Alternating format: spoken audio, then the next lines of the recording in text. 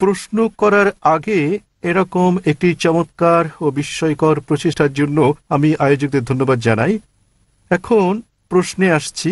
মুসলমানদের সঙ্গে আমার প্রচুর যোগাযোগ রয়েছে, কারণ আমার বাল্যকাল ও যৌবন তাদের মধ্যেই কেটেছে। তবে একটা জিনিস আমি বরাবরই বুঝতে পারিনি, আল্লাহর সংজ্ঞা।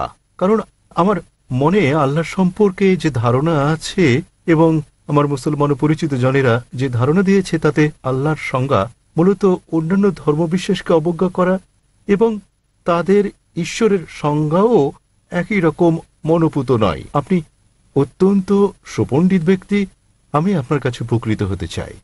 ভাই, খুব ভালো একটা প্রশ্ন করেছেন, গুরুত্বপূর্ণ প্রশ্ন, যা সবসময় তার মনে রয়েছে। এমন একটা বিষয় তিনি জানতে চান যে আল্লাহর সংজ্ঞা কি ইসলামে, এবং এই সংজ্ঞায় অবজ্ঞাসূচক অনেক বিষয় রয়েছে এবং এটি অন্যান্য ধর্মবিশ্বাসের বিপরীত। প্রকৃতপক্ষে ইসলামে আল্লাহর সংজ্ঞায় বলে দিচ্ছে আল্লাহ কি এবং আল্লাহ যা নন তাও বলা হয়েছে। এছাড়া ঈশ্বরকে জানতে গেলে ঈশ্বর কি নন তা জানাও গুরুত্বপূর্ণ, যাতে করে যদি কেউ মিথ্যে দাবি করে যে অমুক অমুক ঈশ্বর, তখন আপনি যাতে সহজে বুঝতে পারেন যে এটা মিথ্যে দাবি। এ পর্যন্ত যত জবাব পাওয়া গেছে আল্লাহর সংজ্ঞা নিয়ে, তার মধ্যে সর্বোত্তম হচ্ছে, যা কোনো মুসলমান আপনাকে দিতে পারেন, তা হচ্ছে কোরআন থেকে সূরা ইখলাস অধ্যায় নম্বর 112 আয়াত নম্বর 1 থেকে 4। এখানে বলা হয়েছে, কুল হুয়াল্লাহু আহাদ, বলো তিনি আল্লাহ এক এবং অদ্বিতীয়, আল্লাহুস সামাদ, আল্লাহ অমুখাপেক্ষী ও চিরঞ্জীব, লাম ইয়ালিদ ওয়া লাম ইউলাদ, তিনি কাউকে জন্ম দেননি, কখনো জন্ম নেননি, ওয়া লাম ইয়াকুল লাহু কুফুয়ান আহাদ, এবং তার সমতুল্য কিছু নেই। এটি পবিত্র কোরআনে দেয়া আল্লাহ সুবহানাহু ওয়া তাআলার সর্বশক্তিমান ঈশ্বরের 4 লাইনের সংজ্ঞা। এটি হচ্ছে ধর্মতত্ত্বের কোষ্ঠী পাথর, এটি হচ্ছে শনাক্ত করার লিটমাস পরীক্ষা। যদি কেউ বলে যে অমুক অমুক ঈশ্বর, যদি কোনো ব্যক্তি 4 লাইনের সঙ্গে ঈশ্বর প্রমাণিত হন, তাহলে মুসলিমদের তা মেনে নিতে কোনো আপত্তি নেই যে তিনি ঈশ্বর। প্রথম টেস্ট, কুল হুয়াল্লাহু আহাদ, বলো তিনি আল্লাহ এক এবং অদ্বিতীয়, আল্লাহুস সামাদ, আল্লাহ অমুখাপেক্ষী ও চিরঞ্জীব, লাম ইয়ালিদ ওয়া লাম ইউলাদ, তিনি কাউকে জন্ম দেননি, কখনো জন্ম নেননি, ওয়া লাম ইয়াকুল লাহু কুফুয়ান আহাদ, এবং তার সমতুল্য কেউ নেই। উদাহরণস্বরূপ আমি আপনাদের একটা উদাহরণ দেব। কিছু মানুষ আছে যারা বলে ভগবান রজনীশ ঈশ্বর। প্রশ্নোত্তরের সময় এক হিন্দু ভাই আমাকে বলেন, আমরা হিন্দুরা তাকে ঈশ্বর বলে গণ্য করি না। আমি কখনোই বলিনি যে হিন্দুরা ভগবান রজনীশকে ঈশ্বর বলে। অনেক মানুষ আছে যারা ভগবান রজনীশকে ঈশ্বর বলে মানে। এখন আমি একটা নমুনা দেখাবো কেন আমরা এই নেতিবাচক ব্যবহার করি। যেমন ইতিবাচক, বলো তিনি আল্লাহ অদ্বিতীয়, আল্লাহুস সামাদ, আল্লাহ অমুখাপেক্ষী ও চিরঞ্জীব, লাম ইয়ালিদ ওয়া লাম ইউলাদ, তিনি কাউকে জন্ম দেননি, কখনো জন্ম নেননি। কেন আমরা এটা ব্যবহার করি? এখন আমরা ভগবান রজনীশকে পরীক্ষা করব। প্রথম পরীক্ষা হচ্ছে, বলো তিনি আল্লাহ এক এবং অদ্বিতীয়। ভগবান রজনীশ কি এক এবং অদ্বিতীয় ছিলেন? তিনি একমাত্র ব্যক্তি ছিলেন যিনি নিজেকে ঈশ্বর দাবি করেছেন। এমন শত শত লোক নিজেদের ঈশ্বর দাবি করেন, এবং আমাদের দেশ ভারতে হাজার হাজার মানুষ নিজেদের ঈশ্বর বলে দাবি করেন। হাজার হাজার মানুষ বলেছেন তারা ঈশ্বর, তিনি কেবল একা নন। কিন্তু একজন রজনীশ ভক্ত বলবে, না, ভগবান রজনীশ অদ্বিতীয়। আসুন দ্বিতীয় পরীক্ষা করি। আল্লাহুস সামাদ, আল্লাহ অমুখাপেক্ষী ও চিরঞ্জীব। রজনীশ কি অমুখাপেক্ষী ও চিরঞ্জীব?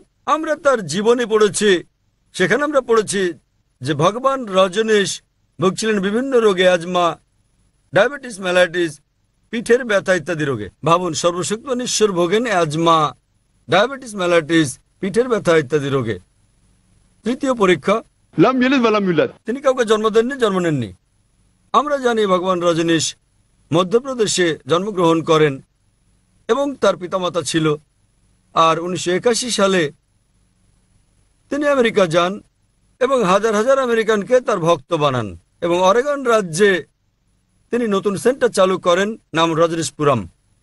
পরবর্তীতে আমেরিকান সরকার তাকে গ্রেপ্তার করে জেলে পুরে দেয়। রজনীশের অভিযোগ, আমেরিকান সরকার তাকে স্লো পয়জন দিয়েছে। ভাবুন, সর্বশক্তিমান ভগবানকে স্লো পয়জন দেয়। এবং 1985 সালে আমেরিকান সরকার তাকে দেশ থেকে বের করে দিলে তিনি আবার ভারতে ফিরে আসেন এবং পুনা শহরে ফিরে যান, আর সেখানে পুনরায় তার সেন্টার চালু করেন, যাকে আজকে বলা হয় ওশো কমিউন।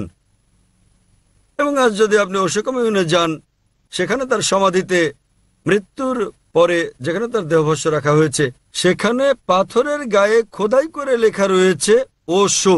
ভগবান রজনীশ ওশো কখনো জন্মাননি, কখনো মরেননি। তবে 1931 সালের 11 ডিসেম্বর থেকে 1990 সালের 19শে জানুয়ারি পর্যন্ত পৃথিবী ভ্রমণ করেন।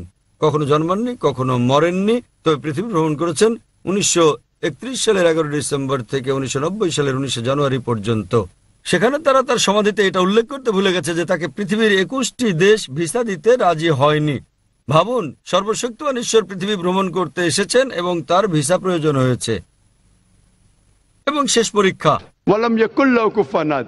এটা এতই কঠিন যে যদি পৃথিবীর কোনো কিছুকে আপনি ঈশ্বরের সঙ্গে তুলনা করতে পারেন, তিনি ঈশ্বর নন। ওয়ালাম ইয়াকুল লাহু কুফুয়ান আহাদ। আমরা জানি ভগবান রজনীশ, তার সাদা দাড়ি ছিল, মানুষের মতো ছিল, দুটো চোখ, একটা নাক, একটা মুখ, দুটো হাত। যদি আপনি পৃথিবীর কোনো কিছুকে ঈশ্বরের সঙ্গে তুলনা করেন, তিনি ঈশ্বর নন। ওয়ালাম ইয়াকুল লাহু কুফুয়ান আহাদ। উদাহরণস্বরূপ যদি কেউ বলে থাকেন যে সর্বশক্তিমান ঈশ্বর হচ্ছেন আর্নল্ড শোয়ার্জনেগারের চেয়ে 1000 গুণ শক্তিশালী, আপনি হয়তো শোয়ার্জনেগারের নাম শুনেছেন। এই ব্যক্তি উপাধি পেয়েছিলেন মিস্টার ওয়ার্ল্ড, পৃথিবীর সবচেয়ে শক্তিশালী মানুষ, মিস্টার ইউনিভার্স, মহাবিশ্বের সবচেয়ে শক্তিশালী মানুষ। যখন আপনি পৃথিবীর কোনো কিছুকে ঈশ্বরের সঙ্গে তুলনা করবেন, তাতে হন তিনি আর্নল্ড শোয়ার্জনেগার, দারা সিং বা কিংকং, হন তিনি 1000 গুণ বা লক্ষ গুণ শক্তিশালী। যখনই আপনি পৃথিবীর কোনো কিছুকে ঈশ্বরের সঙ্গে তুলনা করবেন, তিনি ঈশ্বর নন। ওয়ালাম ইয়াকুল লাহু কুফুয়ান আহাদ। সুতরাং এই ভয়ের কমতি রয়েছে সর্বশক্তিমান ঈশ্বরের ধারণায়। এবারে প্রশ্নের দ্বিতীয় অংশটি নিয়ে বলি যে এটা কেন অন্যান্য ধর্মের ঈশ্বরের ধারণার সাথে বিপরীত। প্রকৃতপক্ষে এটা একটা ভুল ধারণা যে পবিত্র কোরআনে আল্লাহ সুবহানাহু ওয়া তাআলার ধারণা অন্যান্য ধর্মের বিপরীত। এটা অন্যান্য ধর্মের আচার অনুষ্ঠানের বিপরীত, আমি একমত। তবে অন্যান্য ধর্মগ্রন্থের বিপরীত নয়, কারণ দুর্ভাগ্যজনকভাবে বেশিরভাগ ধর্মের অনুসারীরাই, হোক সেটা খ্রিস্টান ধর্ম, হিন্দু ধর্ম ইত্যাদি, তারা নিজেদের ধর্মগ্রন্থ পড়ে দেখে না। তাই যদি আমরা অমুসলিমদের আচার অনুষ্ঠানের পর্যালোচনা করি, তাহলে সেগুলো ইসলামের বিপরীত হলেও ধর্মগ্রন্থের বিপরীত নয়। যে কোনো ধর্মের ঈশ্বরের ধারণা অনুধাবন করতে হলে উত্তম হচ্ছে সে ধর্মগ্রন্থে ঈশ্বরের ব্যাপারে কি বলা হয়েছে তা খুঁজে বের করার চেষ্টা করা।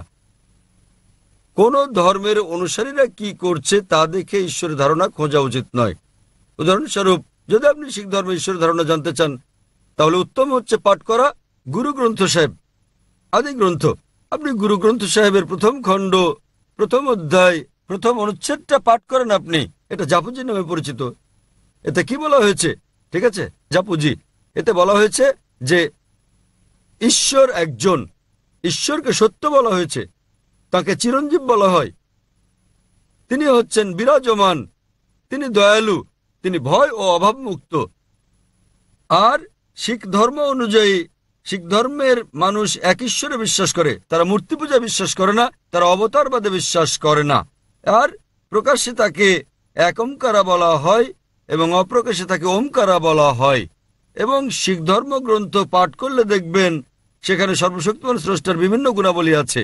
যদি শিখ ধর্ম পড়েন, সর্বশক্তিমান ঈশ্বরকে বলা হয়েছে সত্যনামা, তাকে পবিত্র নামে ডাকা হয়েছে। তাকে বলা হয়েছে কর্তার অর্থাৎ স্রষ্টা, তাকে বলা হয়েছে রহিম মানে দয়ালু, তাকে বলা হয়েছে করিম অর্থাৎ দাতা, তাকে আরো বলা হয়েছে ওয়াহে গুরু অর্থাৎ একক সত্য ঈশ্বর। সুতরাং ধর্মগ্রন্থের দিক দিয়ে শিখ এবং ইসলাম ধর্মে ঈশ্বরের ধারণা একই।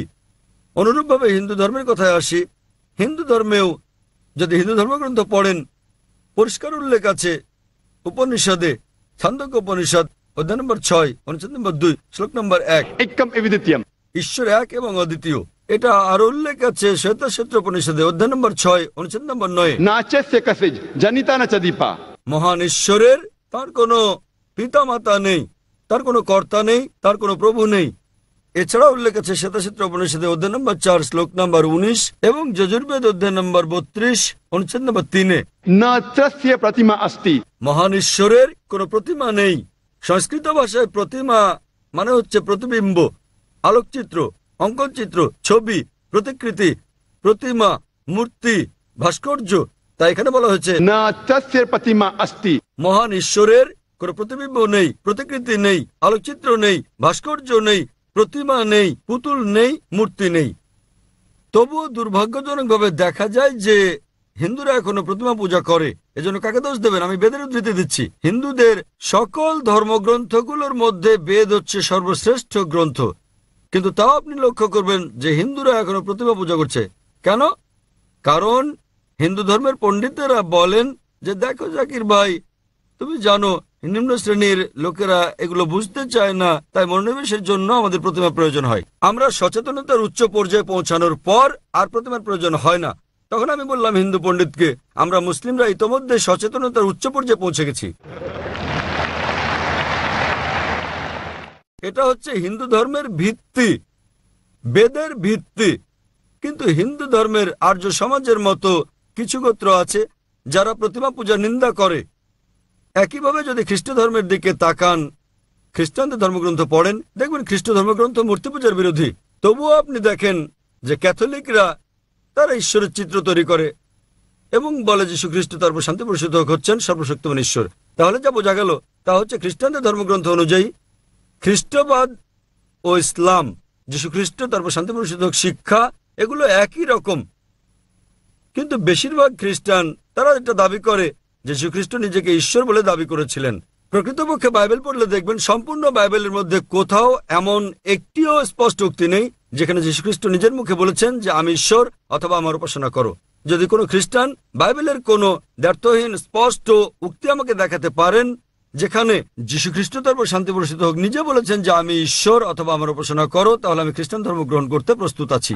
প্রকৃতপক্ষে আপনি বাইবেল পড়লে দেখবেন স্পষ্টভাবে উল্লেখ করা হয়েছে, গসপেল অফ জন অধ্যায় নম্বর 14 অনুচ্ছেদ নম্বর 28, যীশু খ্রিস্ট সাল্লাম বলেন আমার পিতা আমার চেয়ে মহান। গসপেল অফ জন অধ্যায় নম্বর 10 অনুচ্ছেদ নম্বর 29, আমার পিতা সবার চেয়ে মহান। গসপেল অফ ম্যাথিউ অধ্যায় নম্বর 12 অনুচ্ছেদ নম্বর 28, ঈশ্বরের আত্মার সাহায্যে আমি শয়তানদের বিতাড়িত করি। গসপেল অফ লুক অধ্যায় 11 অনুচ্ছেদ 20, আমি ঈশ্বরের আঙ্গুলের সাহায্যে শয়তানকে তাড়িয়ে দিই। গসপেল অফ জন অধ্যায় নম্বর 5 অনুচ্ছেদ 30, আমি নিজে থেকে কিছুই করতে পারি না, আমি যেমন শুনি তেমন বিচার করি এবং আমার বিচার ন্যায্য। আমি আমার ইচ্ছা পূরণ করি না, আমার পিতার ইচ্ছা আমি পূরণ করি। যে ব্যক্তি নিজের ইচ্ছা পূরণ করে না ঈশ্বরের ইচ্ছা পূরণ করে সে একজন মুসলিম। তাই যীশু খ্রিস্ট সাল্লাল্লাহু আলাইহি সাল্লাম ছিলেন একজন মুসলিম। তিনি কখনোই নিজেকে ঈশ্বর দাবি করেননি এবং তা স্পষ্টভাবে উল্লেখ আছে বুক অফ অ্যাক্টস অধ্যায় নম্বর 2 অনুচ্ছেদ নম্বর 22, হে ইসরায়েলগণ তোমরা শোনো, নাজারেথের যিশু এক ব্যক্তি যাকে ঈশ্বর তোমাদের মধ্য থেকে মনোনীত করেছেন। ঈশ্বর তাকে দিয়ে অনেক অলৌকিক কাজ করিয়েছেন এবং তোমরা তার সাক্ষী। তোমাদের মধ্যে হতে ঈশ্বর মনোনীত এক ব্যক্তি, ঈশ্বর তাকে দিয়ে অনেক অলৌকিক কাজ করিয়েছেন এবং তোমরা তার সাক্ষী। তাই যদি আপনি বাইবেল পড়েন দেখবেন ইহুদি এবং খ্রিস্টান ধর্মে তারা এক ঈশ্বরে বিশ্বাস করে যার কোনো প্রতিমূর্তি নেই। এটা পরিষ্কারভাবে উল্লেখ আছে বুক অব ডিউটেরোনমিতে অধ্যায় নম্বর 5 অনুচ্ছেদ নম্বর 7 থেকে 9। এখানে বলা হয়েছে যে আমি ছাড়া তোমাদের আর কোনো ঈশ্বর নেই। তোমরা ঊর্ধ্বলোকের স্বর্গ, নিচের মর্ত ও পৃথিবীর নিচের পানিতে থাকা কোনো কিছুর চিত্র খোদাই করো না। তাদের সামনে তোমরা কখনো মাথা নত করবে না, তাদের উপাসনা করবে না, কারণ আমি তোমাদের ঈশ্বর, তোমাদের প্রভু ঈশ্বরান্বিত ঈশ্বর। আরো জানতে আপনি আমার ছেলের বক্তৃতা শুনতে পারেন। আগামীকাল আমার